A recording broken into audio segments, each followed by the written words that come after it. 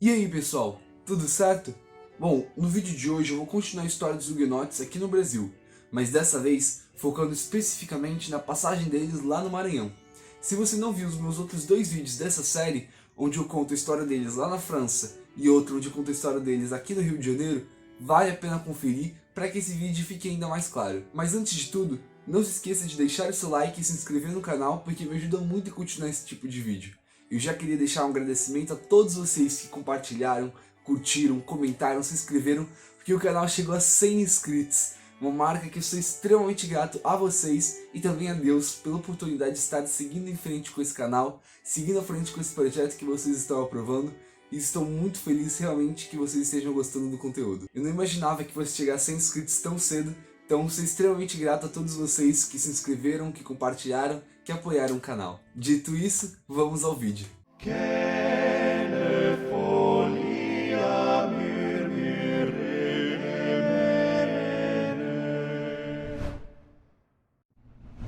A França Antártica foi a primeira tentativa de colonização francesa aqui no Brasil, existindo entre 1555, começando a decair entre 1560, até que se encerrasse de vez em meados de 1570, quando as incursões de Estácio de Sá e Mendes Sá acabaram com a colônia, e os padres Manuel de Nóbrega e José de Anchieta conquistaram os últimos indígenas que apoiavam os estrangeiros. Os franceses, contudo, continuaram a permear o território brasileiro, a partir de navegadores e comerciantes que estudavam o território e entravam em contato com os nativos. No vídeo anterior eu falei com mais detalhes sobre a França Antártica, e você pode estar clicando no izinho aqui em cima para conferir.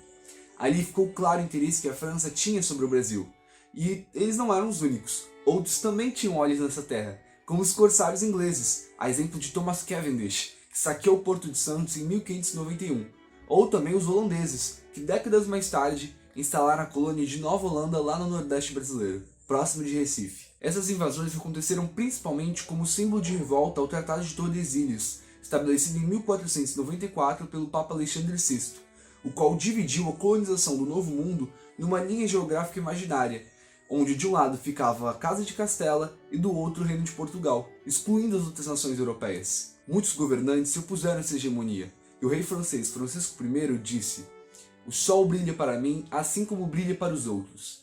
Eu gostaria muito de ver a cláusula de Adão, pela qual a minha parte do mundo deveria ser negada, equiparando-se aos portugueses e aos espanhóis, e se considerando um detentor do direito de ter terras no Novo Mundo." Querendo ter esse poder, ele autorizou os navegantes franceses que ficavam pela costa brasileira a saquearem os portugueses, justamente para recuperar o prejuízo que os próprios expedicionários portugueses, chamados guarda-costas, estavam lhes causando. Portugal então se sentiu obrigado a mudar as técnicas administrativas e a fortalecer a proteção à colônia, para que as áreas próximas de Recife, ali no Nordeste, e as áreas próximas de São Vicente, perto do Sudeste, que eram também as mais lucrativas, pudessem ser garantidas à coroa portuguesa e ficassem imunes a outros ataques estrangeiros. Contudo, o território próximo da linha do Equador continuava a ser pouco explorado. A capitania do Maranhão foi um tremendo fracasso, e o assentamento português no local, chamado de Nossa Senhora de Nazaré, durou entre indas e vendas há uns 20 anos, entre 1535 e 1555, até que foi completamente devastado pelos nativos. A história da colonização francesa lá no Maranhão começa oficialmente com Jacques Rifoux, um dos primeiros franceses a tentar presença por lá em 1594, quando estava em busca do pau-brasil, estabelecendo uma feitoria na ilha de Upão-Açu, que em tupi significa Ilha Grande, a qual faz parte do Golfão Maranhense entre as baías de São Marcos e São José do Ribamar, e que cedia a atual capital do estado do Maranhão. Charles de Vaux, seu companheiro, ficou responsável pela gestão da colônia justamente por ter conquistado a amizade dos nativos, e foi depois de retornar à França que conquistou o apoio do capitão huguenote Daniel de Latouche, senhor de La Ravardière, um homem vindo da província de Poitou, que morava na cidade de Canquial, uma cidade portuária do norte da França. Ele fazia parte da nobreza protestante francesa, e já havia conhecido a costa sul-americana por ter explorado a Guiana em 1604, junto a Jean Mouquet. Na época, o rei era Henrique IV, também chamado Henrique de Navarra, que teve uma criação calvinista e promoveu a paz aos huguenotes a partir do Edito de Nantes, em 1598, encerrando as chamadas Guerras Religiosas Francesas. Décadas antes, os huguenotes tinham sofrido o terrível massacre de São Bartolomeu, quando milhares de adeptos da fé protestante morreram brutalmente por sua fé, e por isso carregavam esse desejo de uma França livre e tolerante quanto à sua própria religião.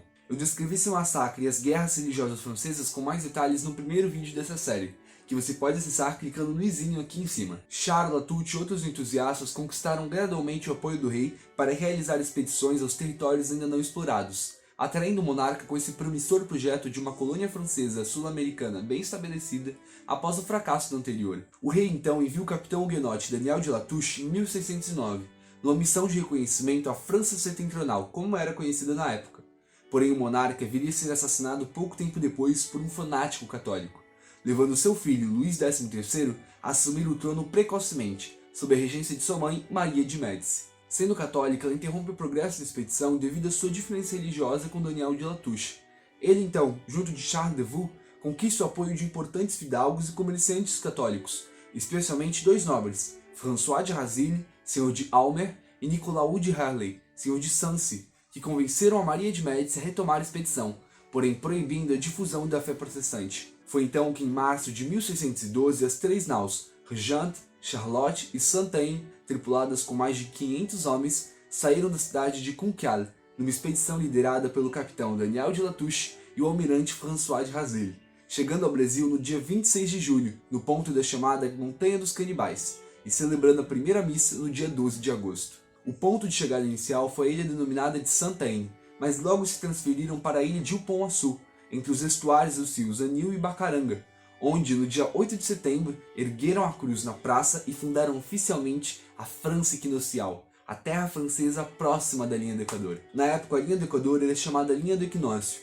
contrastando com o termo Antártica da antiga colônia, que significava oposto ao Ártico, ou seja, mais ao sul. Em 1º de novembro de 1612, foi formado um conjunto de normas que estabeleceria o regimento interno dentro da colônia, a segunda Constituição do Brasil e uma das mais antigas das Américas, possuindo mais de 400 anos. O início formal da colônia foi marcado pela fundação do Forte São Luís, uma homenagem ao rei santo Luís IX e que existe ainda hoje como Palácio dos Leões, após muitas reformas e transformações, estando localizado no núcleo do antigo forte e atuando até hoje como sede do governo estadual do Maranhão. O nome da capital maranhense, São Luís, é inspirado no Forte São Luís, e inclusive a Arquidiocese da Metrópole do Maranhão adotou o santo do século XIII como seu padroeiro, mostrando os traços da influência francesa na cultura maranhense até os dias de hoje. Hoje, ao seu lado, se localiza o Palácio de La Ravardire, a sede da Prefeitura de São Luís, e que recebe seu nome justamente como homenagem ao fundador da cidade, o próprio Daniel de Latouche, senhor de La Ravardire. A parte religiosa da colônia ficou por conta da Ordem dos Frades Menores Capuchinhos e dos Frades Franciscanos,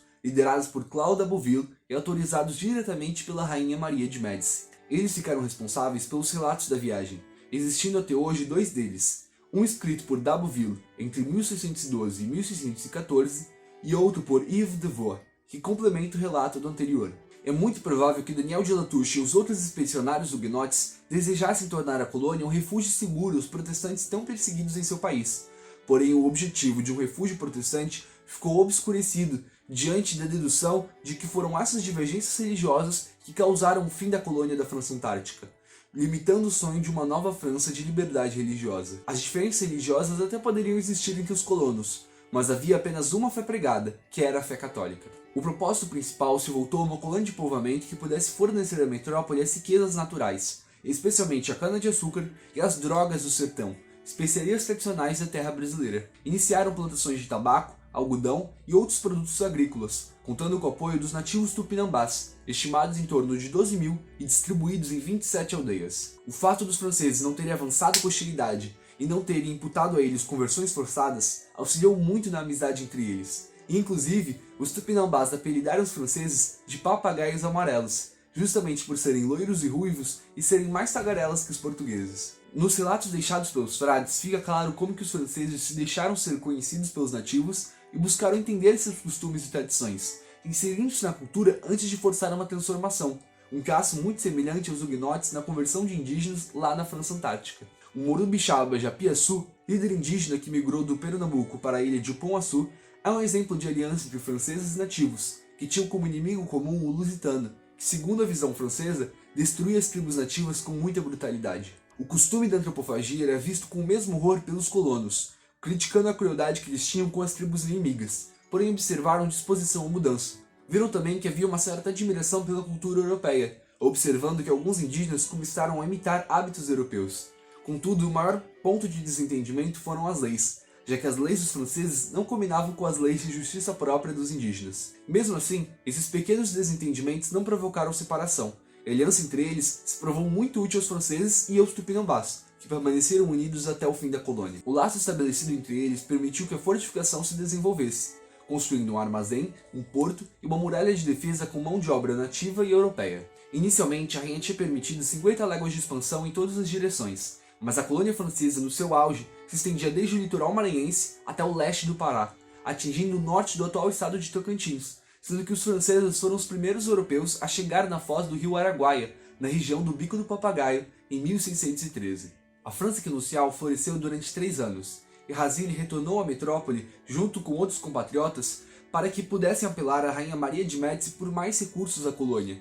Porém, toda a atenção estava concentrada numa possível aliança entre a França e a Espanha, a partir do casamento entre Luís XIII e Ana d'Áustria, lembrando que nessa época Portugal e Espanha estavam debaixo da União Ibérica, e o fortalecimento de uma colônia invasora poderia, muito possivelmente, dificultar esse relacionamento. A rainha Maria de Médici, então, não se mostrou muito empolgada tanto quanto eles, e ainda por cima, a proteção dos indígenas, mesmo que eles fossem numerosos, não se provou suficiente diante das investidas portuguesas. Em 1608, o Brasil foi dividido em 2 grandes unidades administrativas, uma com sede na Bahia e outra com sede no Rio, o que favoreceu a retomada lusitana das terras setentrionais. Diogo de Menezes já se preocupava com a presença francesa desde o princípio, mas foi depois que o governador-geral Gaspar de Souza foi nomeado pelo monarca Felipe III que tropas foram mobilizadas em 5 de setembro de 1614, comandadas por Diogo de Campos e Jerônimo de Albuquerque, os quais partiram de Recife para retomar a terra. Chegando na região, os portugueses construíram às pressas o Forte de Santa Maria, na Baía de São José, quando Daniel de Latouche os atacou de surpresa em novembro do mesmo ano e os obrigou a se renderem, escrevendo o ultimato a Jerônimo de Albuquerque. Os portugueses concluíram que era só uma tentativa deles de ganhar tempo, então avançaram contra as trincheiras francesas, venceram contra eles no mar e mataram muitos indígenas, obrigando-os a recuar. Uma trégua foi acordada entre Daniel de Latouche e Jerônimo de Albuquerque, e foi decidido que um oficial de cada nacionalidade iria para a corte portuguesa e o mesmo aconteceria com a corte francesa, para que fosse decidido o que fariam para solucionar a situação. Alexandre de Moura, governador do Pernambuco que havia auxiliado na conquista da Paraíba anos antes, avançou em direção ao Maranhão em outubro de 1615 e desrespeitou a paz, obrigando os franceses a se renderem. Mesmo contra sua vontade, Daniel de Latouche obedece às ordens de Maria de Médici, que havia dito que numa possível ocasião dessas, ele deveria se render aos católicos portugueses, e assim ele faz em 4 de novembro de 1615, encerrando oficialmente a França equinocial. O Estado do Maranhão foi fundado em 1621 pelo monarca ibérico para impedir futuras invasões, e assim se encerra mais uma tentativa de colonização huguenote francesa no Brasil. Daniel, então, buscou acordos de indenização com os portugueses, até que foi preso lá em Lisboa, na Torre de Belém, em 1619 como potencial traidor da coroa. Foi liberto a pedido do rei James I, também protestante, e voltaria ao mar para auxiliar na colonização da atual Guiana Francesa, terminando sua vida como representante do Partido Protestante lá na França. O seu busto foi edificado em Concarneau, na França, em 2012, em comemoração aos 400 anos da fundação de São Luís. Até hoje, em São Luís, algumas avenidas e locais são inspirados no seu passado huguenote francês, como a Avenida dos Franceses, a Avenida São Luís Rei da França, a Avenida Daniel de Latouche, o Hotel Abbeville, o Instituto Daniel de Latouche e a Casa de Cultura Huguenote Daniel de Latouche, um museu fundado em 2014 com a proposta de preservar a história franco-protestante do Maranhão, marcada pelos huguenotes e seus aliados tupinambás. Todas as informações deles vão estar na descrição para que vocês possam conferir, e o trabalho deles é totalmente voluntário. O vídeo de hoje foi inspirado principalmente no conteúdo fornecido por eles pelo site e outras mídias sociais, então vale muito a pena conhecer o trabalho deles, já que eles preservam essa história franco-protestante muitas vezes esquecida. Então é isso.